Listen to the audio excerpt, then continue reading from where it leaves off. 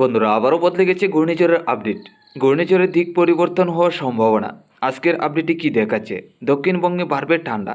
আবহাওয়া দপ্তর জানাচ্ছেন যে কনকনে ঠান্ডা অনুভব হতে পারে, 3 থেকে 4 ডিগ্রি তাপমাত্রা কমতে যাচ্ছে আবারও। তো বন্ধুরা আমরা চলে যাচ্ছি সরাসরি লাইভ ট্রেকিংয়ে। দেখে নিচ্ছি যে আগামী দিনগুলিতে নিম্নচাপ ঘূর্ণিঝড়ের কী সম্ভাবনা দক্ষিণবঙ্গে প্রবেশ করবে কিনা, এছাড়া ঠান্ডা কেমন থাকবে, তাপমাত্রা যে কমতে যাচ্ছে কবে থেকে কমবে। আজ 22শে নভেম্বর শুক্রবার 2024। দেখুন বঙ্গোপসাগরে আগামীকাল থেকে ঘূর্ণিঝড় তৈরি হওয়ার সম্ভাবনা, যেটা আন্দামান দ্বীপপুঞ্জ হয়ে দক্ষিণ বঙ্গোপসাগরে। আগামী 24 তারিখ থেকে আমরা দেখতে পাচ্ছি এই ঘূর্ণাবর্তের নিম্নচাপগুলি দক্ষিণ বঙ্গোপসাগর হয়ে শ্রীলঙ্কার দিকে এগিয়ে আসার সম্ভাবনা।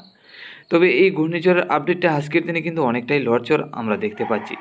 শ্রীলঙ্কার মধ্যে এই ঘূর্ণিঝড়ের কারণে ভারী থেকে অতি ভারী নিম্নচাপ থাকবে 24 তারিখ থেকে 25 তারিখ। এরই মধ্যে বজ্রবিদ্যুৎ সহ দমকা চড়ো হওয়া প্রায় 50 থেকে 60 কিলোমিটার গতিবেগে বইবে শ্রীলঙ্কার উপর। আর আমরা দেখতে পাচ্ছি 25 তারিখ থেকে 26 তারিখের মধ্যে তামিলনাড়ুর মধ্যে এই নিম্নচাপগুলি প্রবেশ করার সম্ভাবনা আছে।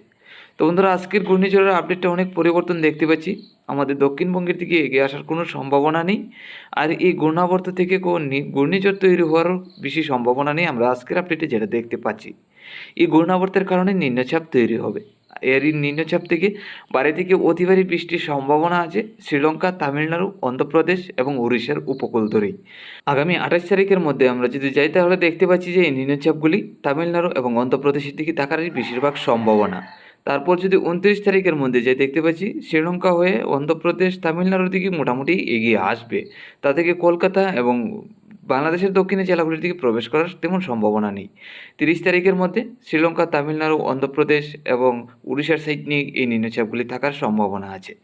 আগামী 1 তারিখের মধ্যে এই ঘূর্ণাবর্তটা চলে যাবে এই তামিলনাড়ু হয়ে আরব সাগরের দিকে, যার কারণে মনে করো এই ঘূর্ণাবর্তটা দক্ষিণবঙ্গের উত্তরের দিকে এগিয়ে আসার কোনো সম্ভাবনা নেই।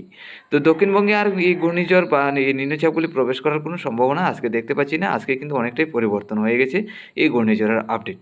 তো এখন দেখে নিচ্ছি আগামী দিনগুলিতে নিম্নচাপ সম্ভাবনা আছে কিনা, কোনো রকমভাবে প্রবেশ করবে কিনা।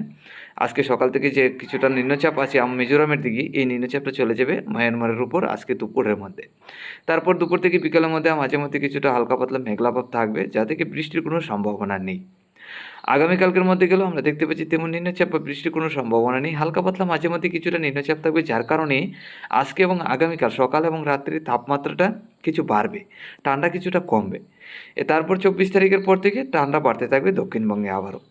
তো আমরা যদি তাপমাত্রা দেখি আজকে সকালে দেখতে পাচ্ছি সর্বনিম্ন 18 থেকে 19। তো 1 থেকে 2 ডিগ্রি তাপমাত্রা ঊর্ধ্বমুখী আমরা দেখতে পাচ্ছি আজকের দিনে। দেখুন এই যে নিম্নচাপ রয়েছে চট্টগ্রাম এবং আমাদের ভারতের দক্ষিণে মিজোরামের দিকে, তো এই নিম্নচাপের কারণেই কিন্তু তাপমাত্রাটা কিছু ঊর্ধ্বমুখী আছে। তো আজকের দিনে বা আগামীকালকেও তাপমাত্রাটা কিছু ঊর্ধ্বমুখী থাকবে সকাল এবং রাত্রির। তারপর থেকেই কিন্তু আবারও কনকনে ঠান্ডা অনুভব হওয়ার সম্ভাবনা। আজকে দুপুরের মধ্যে থাকবে সর্বোচ্চ 27 থেকে 28, রাত্রির মধ্যে গেলে 22 থেকে 21-এর কাছাকাছি। তো তাপমাত্রাটা কিছু ঊর্ধ্বমুখী আছে 2 থেকে 3 ডিগ্রি। আগামীকালকের মধ্যে যদি যাই তাহলে আগামীকালকেও সেম একই রকম 18 থেকে 19-এর কাছাকাছি থাকবে। তবে আগামীকাল থেকে 17 থেকে 18-এর কাছাকাছি। আগামীকাল থেকে কিন্তু কিছুটা ঠান্ডা বাড়তে থাকবে সকালের দিকে। 24 তারিখের মধ্যে গেলে সর্বনিম্ন তাপমাত্রা 15 থেকে 16।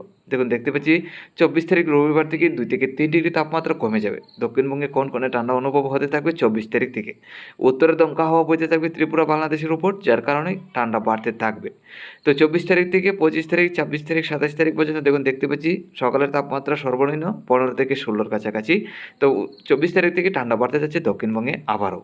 এছাড়া বন্ধুরা ঘূর্ণিঝড়ের আপডেট যেটা দেখলাম আজকের দিনে কিন্তু অনেকটাই পরিবর্তন হয়ে গেছে। আগামী দিনে হয়তো আরও পরিবর্তন হতে পারে। তো প্রত্যেক দিন আপডেট নিয়ে আসবো এবং প্রত্যেক দিন নজর রাখবো।